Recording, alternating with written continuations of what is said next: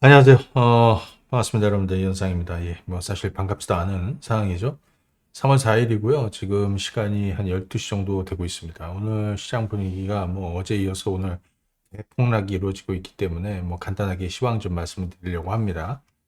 지금 이제 코스피가 10.5% 대폭락 중입니다. 코스닥은 11% 대폭락 중입니다.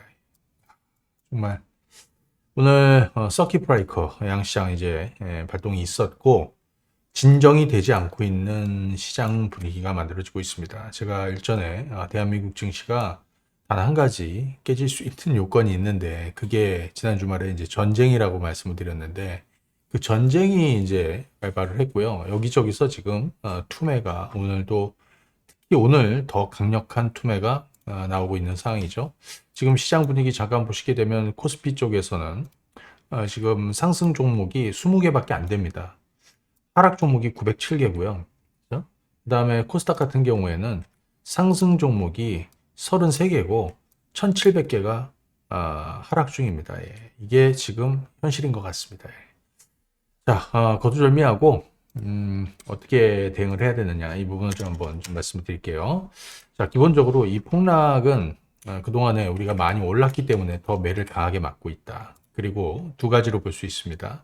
하나는 중동 리스크로 인한 유가죠, 유가. 유가가 급등하고 있고. 또 하나는 환율입니다, 환율. 이게 원달러 환율입니다. 예. 사실 1,500원 찍고 내려온 상황이고요. 지금 1,470원, 80원 정도 하고 있습니다.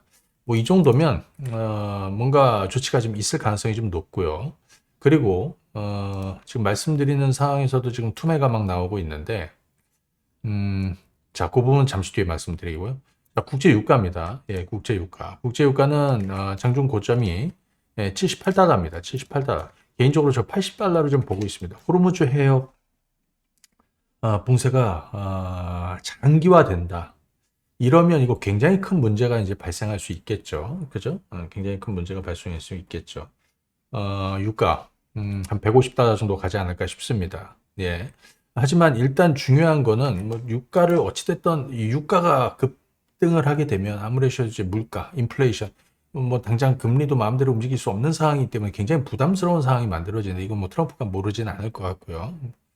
일단 80달러 선을 넘어서지 않으면 추가적으로 좀 올라서더라도 그죠? 일단 조금 진정될 수도 있는 상황을 좀 염두에 두고 보셔야 되겠다.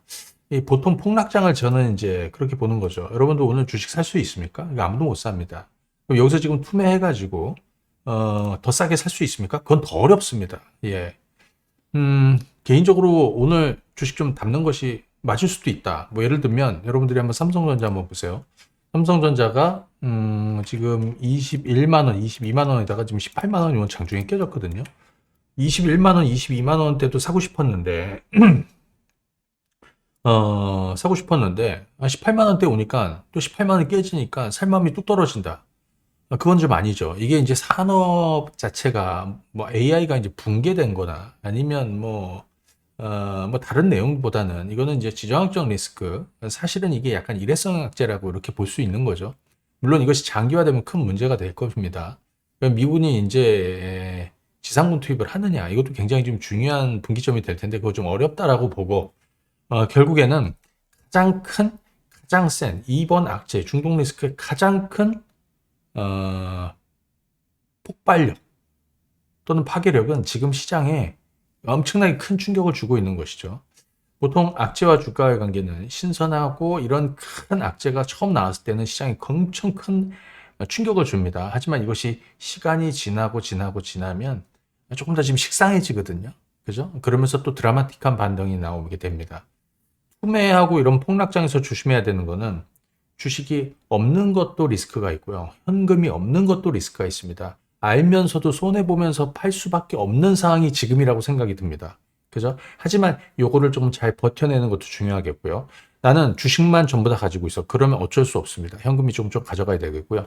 현금 비중 좀 가지고 있다. 그러면 주식 비중은 좀 유지하고 갈 필요가 있습니다. 지금 폭락하는 것만큼 시장이 급반등이 나올 때는 그보다 더 강력한 급반등이 나올 수도 있거든요. 그래서 이 부분은 좀 감안하면서 여러분들이 보실 필요가 있다. 오늘 간단하게 좀 한번 정리를 좀 드리고 있는 건데요. 그걸 하나 좀 염두에 두십시오. 뭐 사실 지금 코스피가 5천 초반까지 밀렸습니다. 이게 5천이고요. 지금 5,250입 정도 됩니다. 5,250. 그 다음에 여기 윗단이 얼마입니까? 대략 한 6,300 정도 됩니다.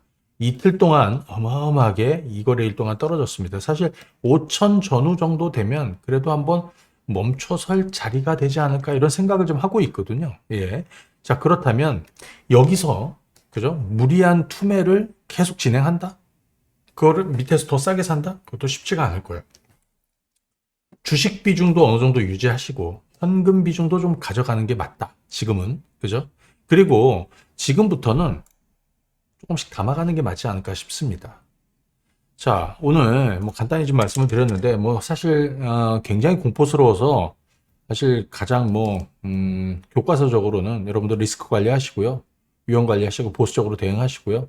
그리고 시장이 좀 좋아지면 그때 하세요. 이렇게 얘기해 드리는 건데 이틀 동안 너무 빠져서 지금 뭐 다 털어내도 손실이 너무 크다는 거 아닙니까? 그죠? 여기서 더 떨어지면 더 공포스러울 텐데 그거 뭐 살 수 있을까? 그것도 쉽지 않거든요. 그래서 폭락장에는 현금 비중도 좀 가지고 있어야겠지만, 그죠? 주식 비중도 가지고 있는 게 맞다. 지금 코스피 쪽에서는 SOE를 하나를 제외하면 코스피 시총 상위 종목군들도 지금 낙폭이 이렇습니다. 하나오션이 뭐 15%, 이틀 동안 30% 떨어진 거예요, 거의. 현대, 롯템, 방산주라고 뭐 예외가 아니에요. 그죠? 두산 에너빌리티도 뭐 15%뭐 이런 식으로 빠지고 있습니다. 자, 폭락장 다음에 어느 시기 드라마틱한 반전도 염두에 두시고 전략을 짜가십시오. 어려운 상황이지만 시간 싸움으로 진입을 했습니다. 오늘 여기까지 하겠습니다.